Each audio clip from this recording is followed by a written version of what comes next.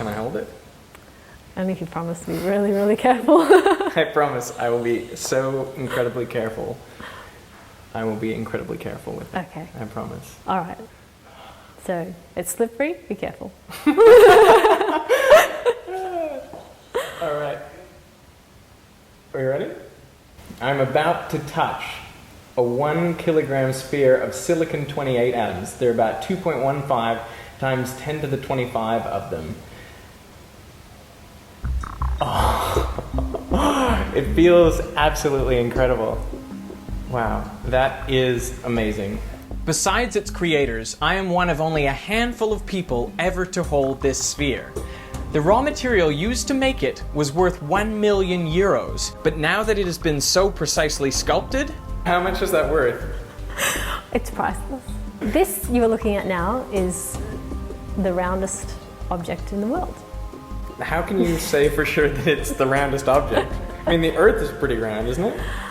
If this was the Earth, if this were the Earth, then the highest mountain and the lowest valley would be about 14 meters apart. That is shocking. That is shockingly round. But why would you invest 1 million euros and thousands of man-hours perfecting a pure, polished silicon sphere? Well, the answer is grave. Or rather, grave, as it would have been pronounced in the original French. You see, the grave was the original name for the base unit of mass in the metric system, which became the Système International d'Unité, or SI units. In 1793, a commission, which included notable scientist and aristocrat Antoine Lavoisier, defined the base unit of mass as the weight of a cubic decimeter of water at the melting temperature of ice. Essentially, just a liter of ice water.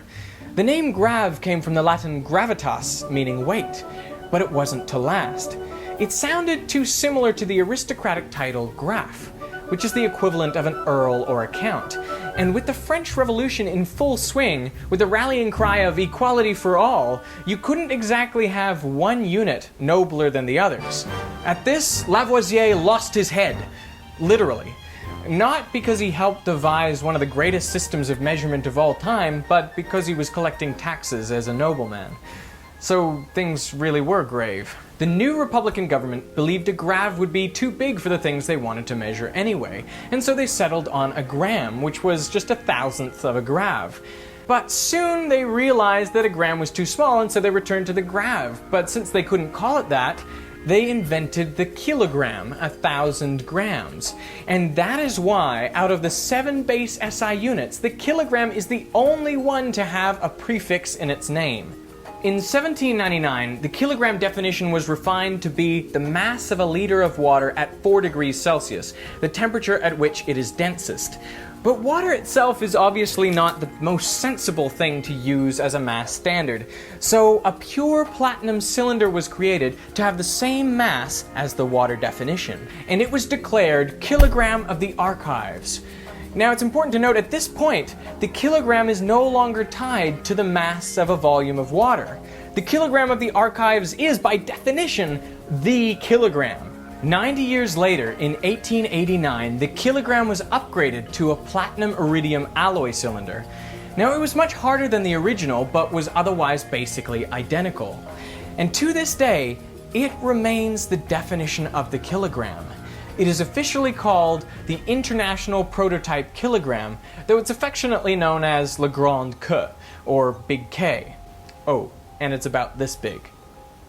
It is the only thing in the entire universe with a mass of exactly 1 kilogram, because it is the kilogram. It is also the only SI unit that is still defined by a physical object. It sits under 3 bell jars next to 6 sister kilograms in a climate-controlled vault, locked by 3 independently controlled keys in the basement of the International Bureau of Weights and Measures on the outskirts of Paris. Now, if you were able to break into the vault and tamper with Big K, you would actually be changing the definition of the kilogram, a definition on which many of our measurements rely. And so you would throw the world into chaos. Well, no, not actually. But how would anyone ever know if the mass of Big K changed? Well, when it was first created, 40 identical replicas were also made. Well, they weren't quite identical. They had a mass which was slightly different to Big K, but those offsets were recorded. Now, these replicas were sent out to countries around the world to serve as their national standards. In 1948, the kilograms were reunited for a weigh-in, and this is when the problems started. Because even though all the cylinders were made of the same alloy and stored under virtually the same conditions, their masses had diverged over time. The mass of Big K wasn't even the same as the 6 sister cylinders stored with it. And to make matters worse, when they were brought together again 40 years later, their masses had further diverged, up to about 50 micrograms. That's about the weight of a fingerprint. But fingerprints were not the culprits, since the kilograms were carefully washed before their weigh-ins. So some physical process must have actually changed the mass of the cylinders. But how that exactly works remains a matter of speculation. One thing is for certain, the mass of a platinum iridium cylinder is not stable over time. And this is a big problem. You can't have a unit which changes its value. And the fallout isn't limited to measurements of mass, since of the 7 base SI units, 4 of them depend on the mass of the kilogram, not to mention all the derived units like newtons, joules, volts, and watts. At this point, those of you in countries that have not adopted the metric system, yes, I'm speaking to you, Liberia, Burma, and the US, you may be feeling rather smug that your base unit of mass, the avoirdupois pound, is no longer defined by a physical object. No, instead it is defined as precisely 0.45359237 kilograms sucked in. So clearly something needs to be done to eliminate the kilograms dependence on a physical object. And this is where the silicon sphere comes in. But how exactly does that help? Here you have a physical object, and it's beautiful, but it's still a physical object. You're trying to get away from that. We're trying to get away from the physical object, but what we're doing with this particular object is counting how many atoms are in there. You can't actually count how many are in there, can you? You can't count how many are in there, but you can calculate how many are in there because this material is silicon. There's no voids or dislocations. So this is like a perfect crystal of silicon. That's right. Not only is it pure silicon, it contains only one isotope of silicon, silicon-28. And that explains why the original material was so expensive. And why a sphere? Well, a sphere is a pretty simple object. If you know the diameter of the sphere, you can characterize the entire dimension of the object. Well, that explains why the sphere has to be the roundest object ever created. But how do you actually make something that round? We actually start with an oversized sphere. So it was about 2 millimeters larger in diameter. And then we just grind it progressively finer and finer using abrasive. It's actually massaging atoms. You're down at that level of trying to control the shape of an object down at the atomic level. But making the sphere is only half the battle. Then you need to accurately measure its diameter. The diameter is actually measured via a laser. So you're actually measuring having the sphere in the center of a cavity, and a laser is hitting both sides, and you're actually measuring the gap. By knowing the diameter, you can determine its volume. And since the atom spacing of silicon is known to high precision, you can then calculate how many atoms make up the sphere. This allows you to redefine Avogadro's constant. At the moment, Avogadro's constant is defined based on the kilogram. It is equal to the number of atoms in 12 grams of carbon-12. But using this approach, the number of silicon atoms in the sphere would be used to fix Avogadro's constant, which would then define the kilogram. So even if the silicon spheres were lost or damaged, it would have no effect on the definition of the kilogram, because it would be defined not by a physical object, but by a concept. You would like to see the official definition of the kilogram say, a kilogram is the mass of 2.15 times 10 to the 25 silicon-28 atoms. Yes. Is it going to happen?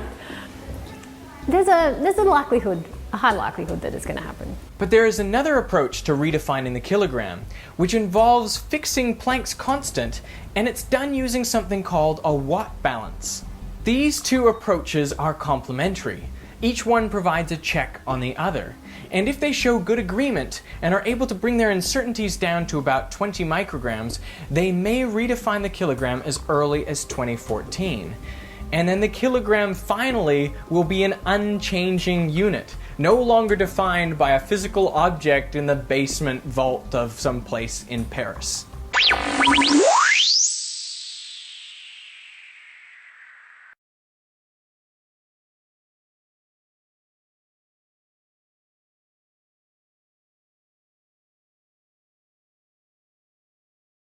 Now, if the kilogram was originally intended to be the mass of a liter of water at its densest temperature, then how well did we do?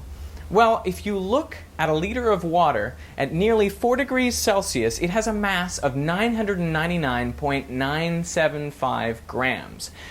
So I guess you could look at this two ways. On the one hand, you could say the kilogram is slightly heavier than it should be. But on the other hand, 214 years ago, scientists were able to create an artifact that was correct within the margin of error of a grain of rice. Now that is truly remarkable. Now, if you want to hear more about the watt balance, let me know in the comments and I will see what I can do. It does seem to be the front runner in terms of redefining the kilogram. So we will have to wait and see what happens. One last thing, I should point out that it took an international collaboration of scientists to create the silicon sphere. But don't you think that the scientist who originally conceived of silicon as an element should receive some of the credit? Well, in 1787, that was none other than Antoine Lavoisier. So he's been involved in the definition of a kilogram from start to finish, or from cradle to grave.